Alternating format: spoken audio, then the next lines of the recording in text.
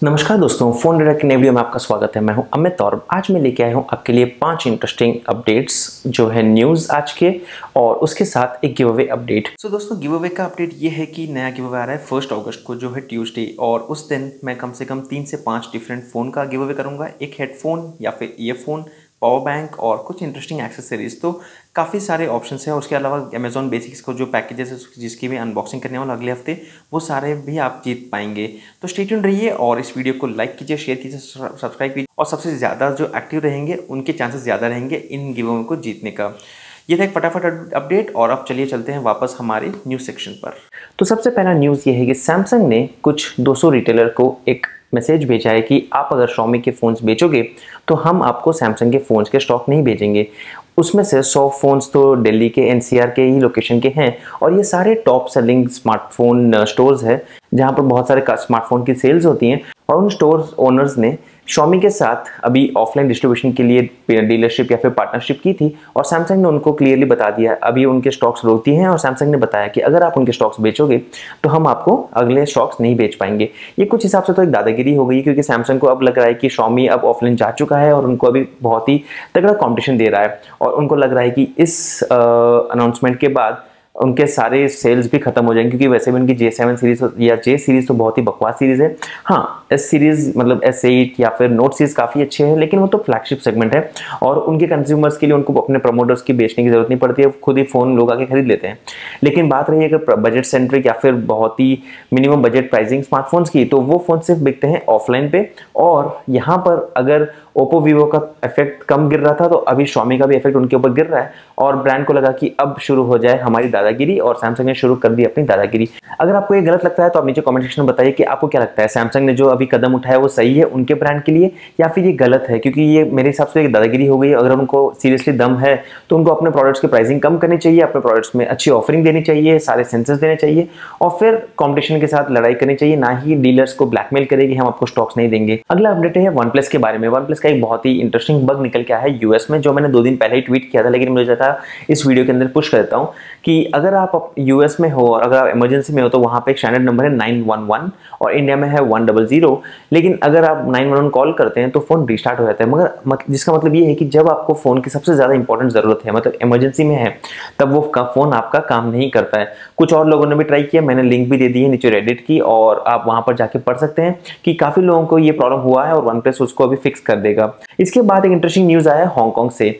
एक महिला ने 102 आईफोन्स को अपने बॉडी के ऊपर स्ट्रैप किया, मतलब अपने सारे बॉडी के ऊपर आईफोन्स को चिपका दिया, बांध दिया, और फिर फ्लाइट में वो हांगकांग से चाइना लेके गई। और इसका कारण ये था कि आईफोन्स हांगकांग में सस्ते हैं चाइना से भी ज्यादा। लोगों का परसेप्शन होता है कि चाइना में सब सस्ता है, वैसे एक्चुअली ये नहीं होता है। ये उसके ऊपर होता है कि आप सस्ता माल लेके आते हो इंडिया में और बेचते हो, फिर आपको लगता है कि सस्ता माल ही मिलता है चाइना में। वैसे 90-95% स्मार्टफोन्स पूरे बनते ही चाइना में है। और इस महिला ने 102 स्मार्टफोन अपने बॉडी के ऊपर लगाया, और फिर भी किसी ने उनको नहीं पकड़ा।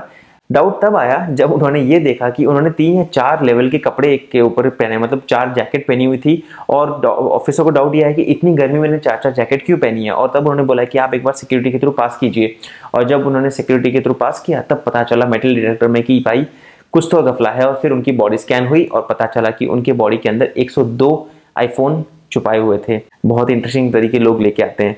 अगला न्यूज़ थोड़ा सा नेगेटिव है, और ये बहुत ही सैड भी है, क्योंकि एक ओप्पो के एम्प्लॉय ने, जो एक हायर लेवल मैनेजमेंट एम्प्लॉय है, उन्होंने ओप्पो के एक स्टोर में आप सारे एम्प्लॉयज को बार बार यही बोला कि आप पैसे के लिए काम करते हो, आपके अंदर कोई सेल्फ रेस्पेक्ट नहीं है और आप सब भिखारी हो। इस तरह के कुछ शब्द उन्होंने उनके लिए अगेंस्ट बोले, और फाइनली एम्प्लॉयज ने सोचा कि ये बहुत ही गलत होते जा रहा है, और एक लेवल तक उन्होंने एग्री किया। उनको ओवर टाइम भी काम कर रहे थे, उनके पैसे भी नहीं मिलते थे, और जब भी वो लोग बोलते थे कि हमें सैलरी बढ़ाओ या फिर ओवर टाइम के पैसे दो, तब उस ओप्पो के एम्प्लॉय ने उनको ये बोला कि भाई आप पैसे के लिए ही काम करते हो, आपको क्या ही फर्क पड़ेगा, आपको कंपनी के बारे में कोई सोचते भी नहीं हो। तो कुछ गलत स्टेटमेंट्स बोल दिया। फाइनली सारी की सारी टीम, मतलब सर्विस सेंटर की सारी टीम, मैं रिस्पेक्ट करता हूँ टीम को, कि सब ने एक दूसरे का सपोर्ट किया और बोला कि हम अब काम नहीं कर पाएंगे, ये एक्सेप्टेबल नहीं है, और उन्होंने सब ने एक साथ मास रिजाइन कर दिया। आपको क्या लगता है दोस्तों कि ये जो अभी ट्रेंड चल रहा है ओप्पो का और वीवो का भारत के अंदर, कि सारे स्टोर्स के बाहर वो अपनी एड्स लगाते हैं और हर जगह अपनी मार्केटिंग करते हैं, स्ट्रैटेजी हर जगह पुश कर रहे हैं, और ऊपर से इस तरह से चाइनीज एम्प्लॉयज का अगर आपके ऊपर आके नेगेटिविटी बोलना अगर आपको अच्छा लगेगा तो आप नीचे कमेंट्स में बताइए आपकी राय, आपको क्या लगता है इस न्यूज़ के बारे में। और चलिए अब हम बात करते हैं इस हफ्ते का सबसे बड़ा न्यूज़ जो कल होने वाला है। हाँ, मैं फ्यूचर की बात कर रहा हूँ। कल है रिलायंस का AGM और ये साल में एक बार होता है जो है एनुअल जनरल मीटिंग, और मुकेश अंबानी जी वहां पर बहुत ही एक बड़ा अनाउंसमेंट करने वाले हैं और वो है रिलायंस जियो के फोन के बारे में। अब तक तो काफी लोगों ने बता दिया आपको कि 21 जुलाई मतलब कल जियो का फोन आने वाला है। उसकी 2.4 इंचेस की डिस्प्ले है, उसके अंदर जो OS है वो है कि कस्टम किया OS, और उसके अंदर आपको हॉटस्पॉट फीचर मिल जाएगा। लेकिन कुछ चीजें जो आपको नहीं बताई है वो मैं इस वीडियो में आपको बताने वाला हूं। तो चलिए शुरू करते हैं। सबसे पहली बात यह है कि इस फोन के 200 मिलियन यूनिट्स बेचने का टारगेट रिलायंस ने बनाया। अभी अगर हम 200 मिलियन का टारगेट बताएंगे तो मतलब 200 मिलियन का मतलब हो गया 20 करोड़ फोन बेचने का।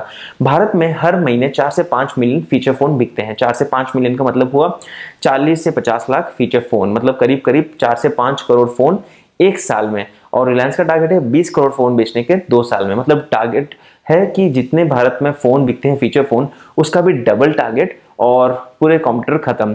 क्योंकि उनका टारगेट ये है कि माइक्रोमैक्स, सैमसंग, नोकिया, इंटेक्स, लावा, कार्बन, ये सब ब्रांड्स अभी भी फीचर फोन के अंदर कुछ ना कुछ धंधा कर रहे हैं। उनके फोन्स बिक रहे हैं क्योंकि रूरल एरियाज में अभी फीचर फोन बिकते हैं और लोग उनको अभी भी खरीदते हैं। तो इनका टारगेट यही है कि अब हमें इन सब ब्रांड्स को खत्म करना है और फीचर फोन अपना ऑफर करना है।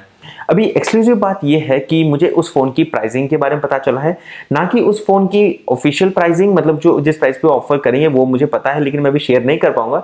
लेकिन उस फोन का MRP रहेगा 2343, मतलब 2343 रुपए, 2343 रुपीज उस बॉक्स के ऊपर प्रिंटेड आएगा।